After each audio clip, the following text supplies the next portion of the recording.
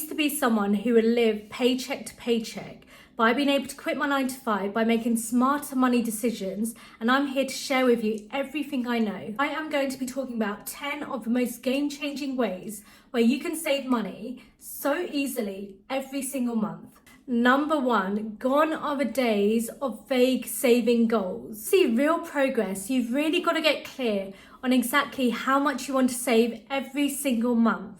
You've got to drop those excuses like, I've got a holiday coming up next month, so I cannot save X amount towards my savings. Trust me, I've been there, and all it does is lead to a merry-go-round of financial frustration and not getting any closer to your financial goals. Commit to at least 1 year. Set your sights so high. Make sure every single month you are saving the amount you said you would save, and you will see yourself get closer to your financial goals. Number 2 might save you loads of money. Check your utility bills. When was the last time you actually checked all your bills on your statement?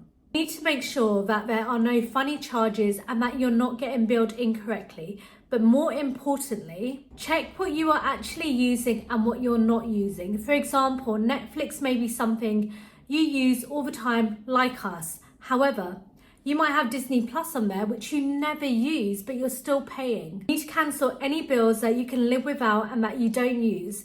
If there's something on there that you sometimes use and you're not sure whether to cancel, call them up, tell them you're going to cancel, and trust me, they will give you a better deal. I've been able to halve prices of bills purely from using this tactic. Tip number 3, creating an extra income. You may get to a point where you've looked at all your bills, all your expenses, and there's no way to cut things out. You may also not be in a position to be able to get a pay rise or move company at this point in time. Before you click off, I'm not going to ask you to start a business, but you can do simple things. For example, selling your clothes on Vinted.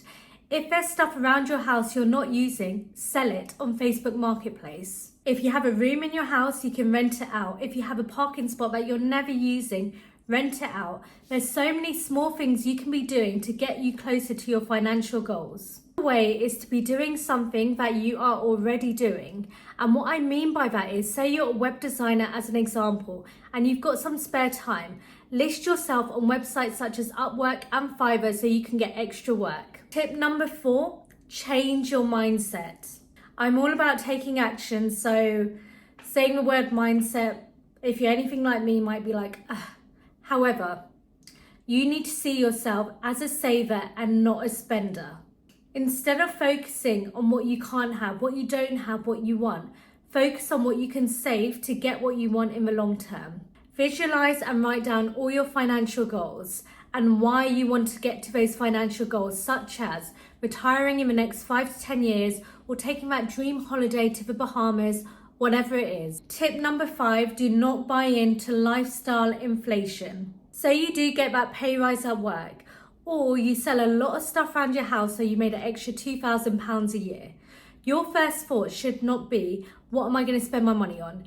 Your first thought should be, how am I going to use this extra £2,000 to make more money in the future to get me to my financial goals? Just because your income increases, don't use it as an opportunity to upgrade your lifestyle. Instead, think of, how can I make this money work for me and turn it into X amount so I can hit my financial goals. Tip number 6, social media is an illusion. From flashy cars to designer handbags to those massive holidays you see online, we are literally getting sold the dream on social media. It's so easy to get caught up in the rat race of consumerism, but true wealth isn't measured by the brand of your bag. And that Tesla you see online, you don't see the £70,000 car debt. That £8,000 holiday to Jamaica, you do not see the maxed out credit card. My point is, social media is an illusion, so do not be fooled by what you see online. Tip number 7, question everything. Before making a purchase, which may be influenced by seeing your friends, going on social media, seeing a little ad pop up, wait for at least 48 hours before you make that purchase and really think about, if I make this purchase, is it going to impact my financial goals? Do I really need this product? Will this help me in any sort of way?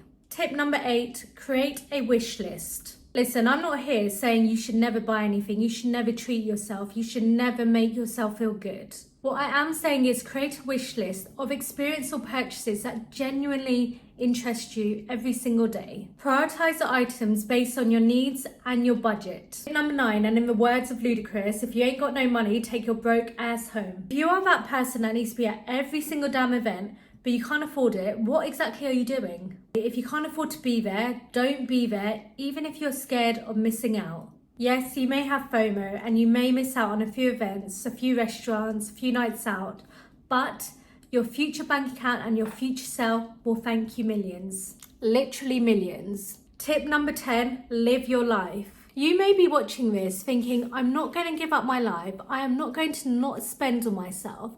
I'm not going to cut out my Netflix. But it is all about balance. And you should not be giving up everything in life. It's all about intentional spending. You still need to have joy in your life.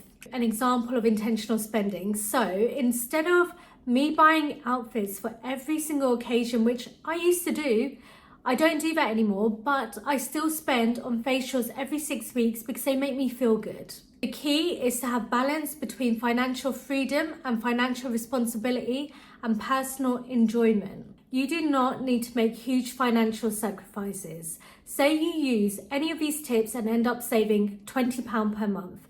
Over the year, it's £240 you've saved. Over 10 years, it's £2,400. However, if you invest that money well, it can make you so much more in the long run. If you found this content helpful, make sure you subscribe. I'll be sharing weekly tips on investing, budgeting, and money tips so you can build your bank account.